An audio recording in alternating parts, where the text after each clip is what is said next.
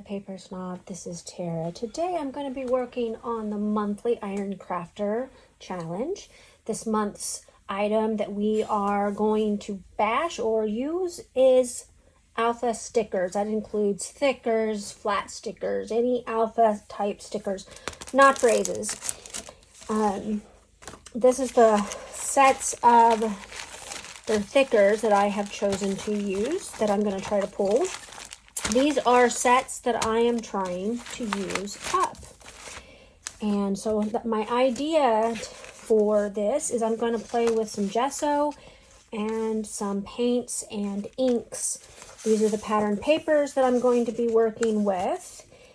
And this is the photo of my now 18-year-old, but my little girl, my youngest, doing homework.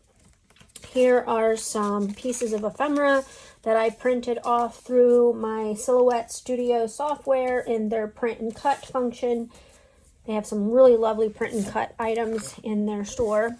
And this is a piece of Vicki Boutin Foundation's cardstock that I have used my Cameo to cut into a circle. So, settings for this, I really had to send it through my machine, I think 6 times to actually get it to completely cut through, and it's still got some rough edges. So, if you use this with your Cricut or Cameo, make sure that you set it up for some pretty hefty settings there. I don't remember what I ended up using. I think I increased my blade pressure to something like 33.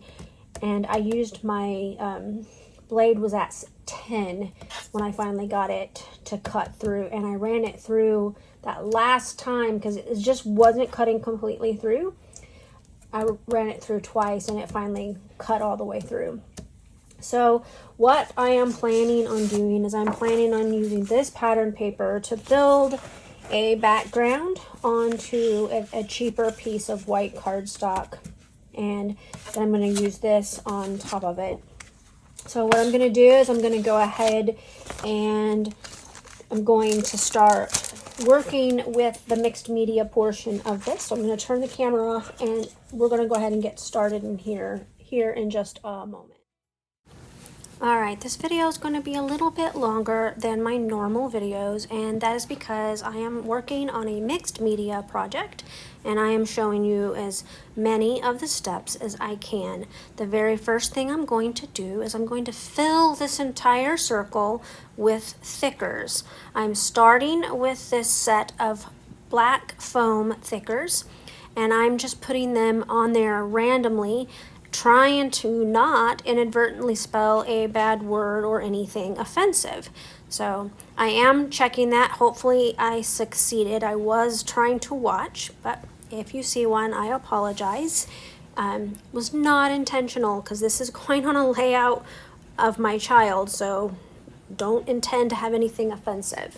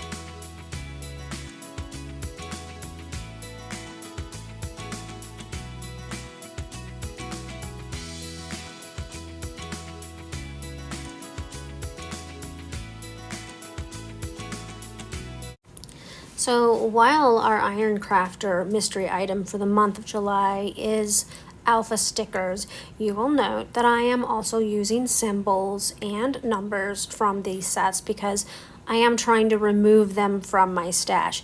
This is a great way to do this if this is something that you would like to try to do. It's not hard, a little time consuming, but it's actually kind of fun to play with gesso and paint and inks and just watch this come alive. So I hope that you enjoy this process.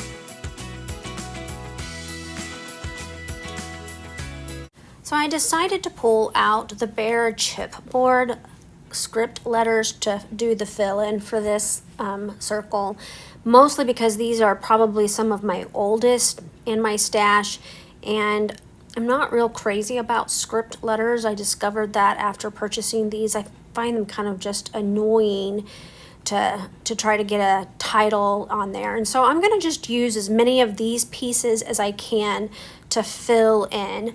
I am mostly starting with things that don't spell words or the loose letters on here. There's a lot of F's and some other loose letters that just no longer stick to the packaging. And like I said, I am desperately trying to get these out of my stash. Also note, because these are chipboard, I am using a liquid glue to adhere them. The foam thickers stick well. I almost never have to use an additional glue with foam thickers, but with any other kind of thickers, I definitely use liquid glue, even when I'm not going to be playing with gesso and paint.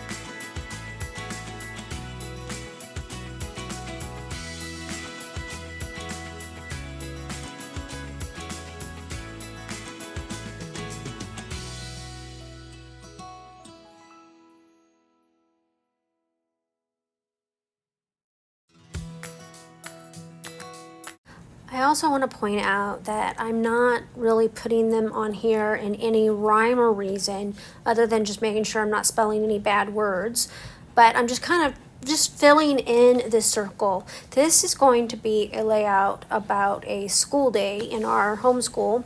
We called our homeschool Appointed Hope and Joy Academy, and so that will be mentioned in my journaling at the end of the video. You can see all of that in the detail shots. So this next step is I am using this gesso. This is from Prima, and I am very unhappy with this purchase. It dried out super fast. I realize it's a heavy gesso, but it is, as you can see, virtually impossible to spread. For the next coat, I do actually water it down.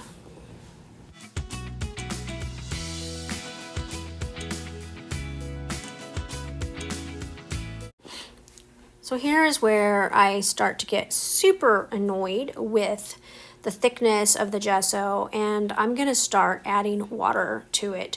First, I add it directly to the cardstock covered with letters and spread it that way, but then I just start spraying my paintbrush too, and that helps quite a bit. It helps me to be able to get the gesso into the nooks and crannies. Now, I was told that I shouldn't add water to this container because it might cause mold, but newsflash, I go ahead and I add water to it before the next coat, and if it molds, I'm just going to throw it away. It's not that big of a deal.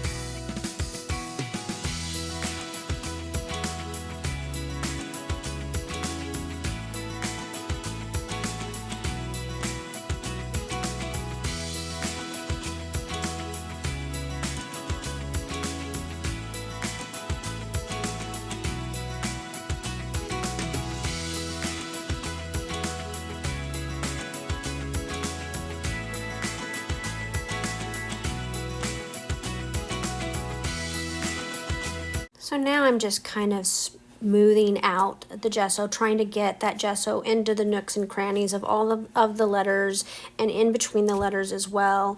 I'm trying to brush through some of the thicker sections as well. This really will help when I go to spread the next coat on, and it ends up working out well even though this gesso is just so thick. I know that all of you are at this point in the video probably thinking, I have lost my ever-loving mind. Note, I have done stuff like this before, such as this altered canvas that I made here a few years ago. I did this with the same concept. I glued down some letters, and in this case I made sure that I spelled the word God, but I put a few others in there, and I used a bunch of buttons. Now these things I had to glue down, and I used perfect paper adhesive, or PPA, which you can get on Amazon for somewhere around $12–15 a bottle. It lasts forever, because it is a pretty good sized bottle. I also glued down some very bulky Prima flowers, and I used some dreaded glitter here too as well to kind of create sand. And then I gessoed everything down, and then I came in with my matte finish opaque texture paste, and I created some waves and some other texture up here in this corner. And once I did that, once everything was dry, I went ahead and I started with the paint. This is something else that I have made. It is just a tag that I created on watercolor paper, And I just took some of my very bulky scrapbooking stuff and I just glued it down again with PPA. Most of this was metal bits and pieces. Some of it's chipboard, like this is chipboard, but a lot of this is actually metal, and there's a flower. And then I just painted and used ink sprays on it to kind of give it this effect. And so that is kind of my goal with that circle. I'm doing a school layout, so the letters kind of go with it. And so I just wanted to give you an idea of what I'm doing. Now I let the first layer of gesso dry overnight, and then now I'm coming in with a second layer of gesso, and I already mentioned that I watered this gesso down and it is going on much more smoothly. You will also notice that I remembered my nonstick craft mat. I was able to clean my glass mat off just fine, but really for paint and gesso and stuff like this, I really like to use a nonstick craft mat. But at the beginning of this video, I couldn't remember where I had put it away at. And you know what? It was right where I put it, just it wasn't close to my space. So I pulled it out, and that's what I have been, that's what I will be using for the rest of the video. I am using that wooden stick. That is actually an orange stick for pushing back your cuticles on your nails. This is an extra long one. It has been a part of my scrapbooking stash for many years now. It's never touched my feet or my nails at all. I use it for pretty much what I'm doing here, to hold something down that's you know, gooey and ooey and messy. You also see me use it to tap when I'm tapping splatters onto a layout. So it is covered with paint and gesso and inks and all kinds of fun stuff, and I just keep it in a cup near my space.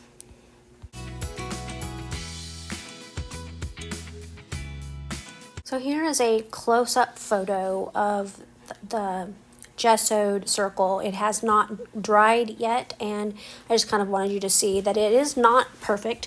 I love messy mixed media, but you know, not everybody does. So this next step here, I am adding the yellow paint, and I will be putting 2 coats of yellow paint on this circle and allowing them to dry. So the very first thing I tried to do, I was trying to just coat it all at once, and then I decided to run the sponge brush over all of the letters first, and then come back in and add paint in between the letters and in like the spots in between the letters and numbers.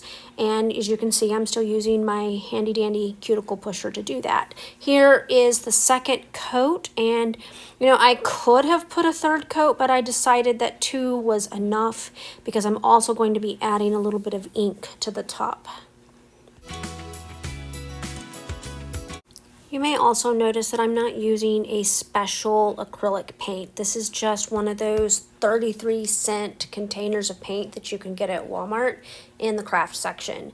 They're a little more expensive at Michael's, Hobby Lobby, or Joann's, but I typically buy this kind of paint at Walmart. It's cheap and it does what I need it to do. Acrylic paint is water-based, so I am not worried about it mixing with my photos and hurting anything. So now I'm just kind of going through and making sure I get as even of coverage as I can on the circle.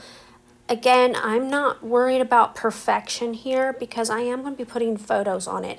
And I'm going to be spraying this ink on the paint while it is still wet. I know everybody gasped, but that's how I'm doing this.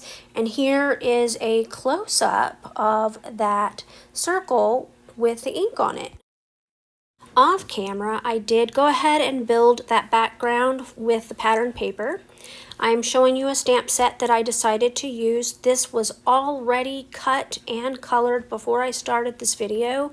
I had not decided if I was going to use it or not. It does match very well. I created it to go with my July counterfeit kit, and it's just been sitting on my desk. There's 2 of them, and I'm actually going to use both of them.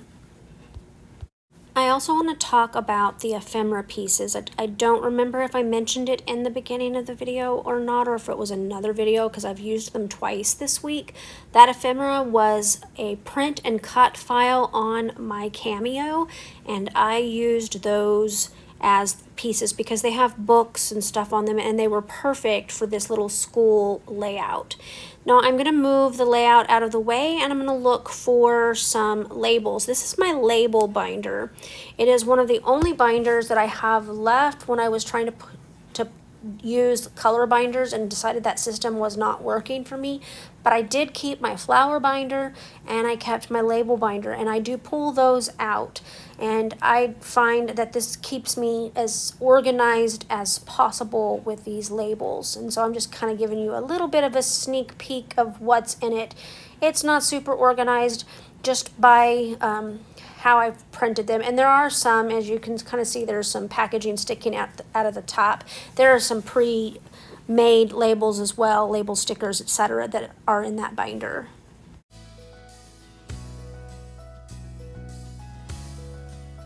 So now I'm gonna go ahead and fussy cut out those labels. I'm gonna journal on these, and I am gonna go ahead and glue everything down first because I'm fairly certain I am happy with everything where it's sitting. So I'm going to go ahead and just add some liquid glue in all of these different places just to make sure that everything is adhered well. I do want to point out with this, I would never try to use my ATG on a mixed media background like this. I just don't think it would stick very well. The wet glue will stick better, and that gives me the satisfaction knowing that it'll be permanent. I am using my tweezers here to untuck some of those little borders. Those were both scraps from a previous layout, and when I'm working with a collection, I tend to tuck all of the scraps in the collection until most of the big papers or all of the big papers are fully gone. So now I'm going to cut out those labels, and I'm going to go ahead and decide where they're going to end up on my layout. So as I finish up the details of this layout, I want to stop and thank you for stopping by my channel today. I really appreciate all of you who have made this channel what I would consider a success. Without you here, I would not be making these videos, and I appreciate all of you who take the time to like, comment, and subscribe. I also want to make sure that you check out that description box below my video. There is a collaborative playlist down there for you to click on, and you can watch all of the creators who are participating this month, but you will also need to click on each individual Instagram participant's account as well, because there's not a playlist for them.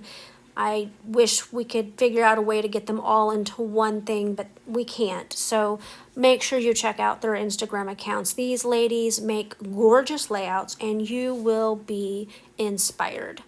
Thank you again, and you have a great rest of your day. Bye.